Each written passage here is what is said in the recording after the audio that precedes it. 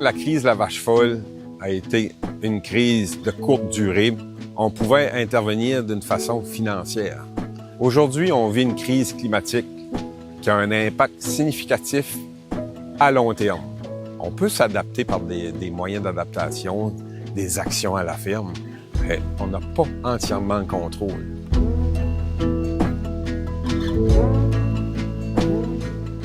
Ferme Bovitum, c'est une entreprise de 90 vaches de boucherie avec production de bœuf à l'engraissement, bœuf Gaspésie, 30 bouvillons annuellement.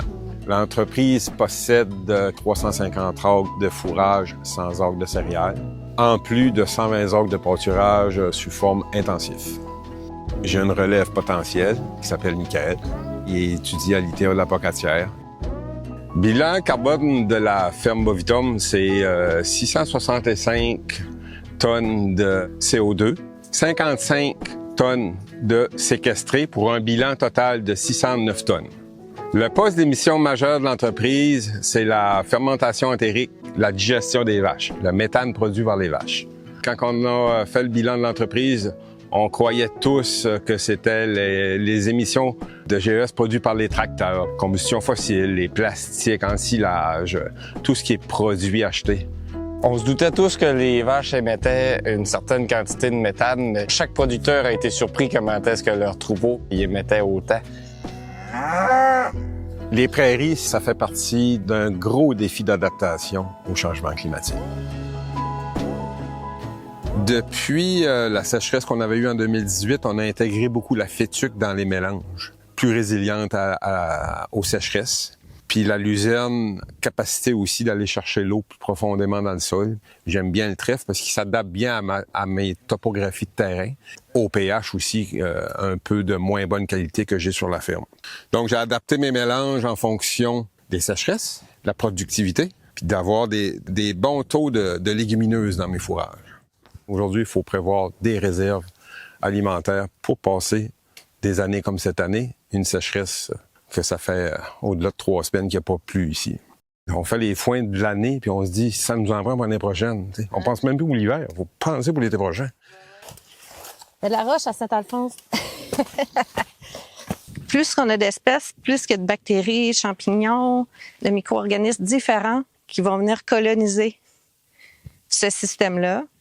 Plus tu as de biodiversité dans un sol, plus tu vas amener des champignons du collant qui vont faire des belles structures. Donc, c'est ce qu'on cherche aussi. Puis les racines qui ont des beaux systèmes racinaires comme ça peuvent pomper aussi certains éléments puis les remettre en circulation. Puis en compagnonnage avec les graminées, on va utiliser cet azote-là en synergie. Là, on voit vraiment que c'est pas le même système racinaire. Donc, on a des belles grosses racines comme ça. Puis on a aussi plein de fascicules ici. Fait qu'on va chercher là, quand même une grosse partie du sol qui est colonisée par ces systèmes racinaires-là qui sont tous différents un peu à leur façon. On peut diminuer les émissions de méthane produites par les animaux en leur offrant une alimentation au niveau fourrage de bonne qualité. Des fourrages jeunes, riches en protéines, riches en énergie, pour que l'animal digère son foin le plus rapidement possible.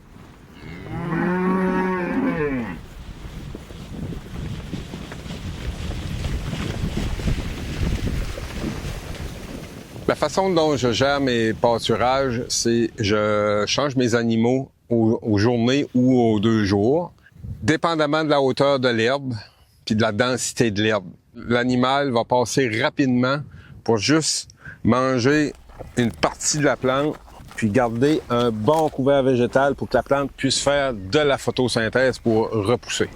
Les pâturages ont tendance, c'est leur qualité, de séquestrer du carbone. Parce que la plante est en continuelle croissance, puis en croissance, elle capte le CO2 de l'atmosphère et elle l'emmagasine dans ses racines. C'est pour ça qu'on dit que le pâturage intensif est un bon moyen de réduire les émissions de GES.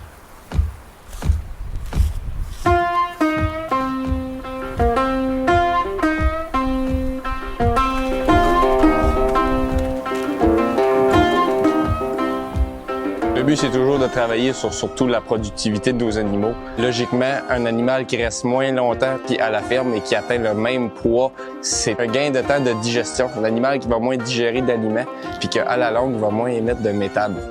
On est encore à mettre en place des solutions, de les tester, avoir des meilleurs fourrages, peut-être ajouter des additifs. On parlait des algues, des choses qui peuvent être pertinentes pour qu'il y ait moins d'émanation de méthane. Les sols qui ont de l'oxygène, qui ne sont pas saturés d'eau et avoir des bons puits de carbone, des bons pâturages, travail réduit du sol, moins utiliser les tracteurs, moins d'engrais chimiques qui est en importation sur la ferme. Donc, il y a quand même des solutions qui vont avoir un certain impact. C'est des gros investissements qu'il faut faire sur nos entreprises au niveau soit des sols ou de l'adaptation des bâtiments, sur l'ensemble des 4 saisons.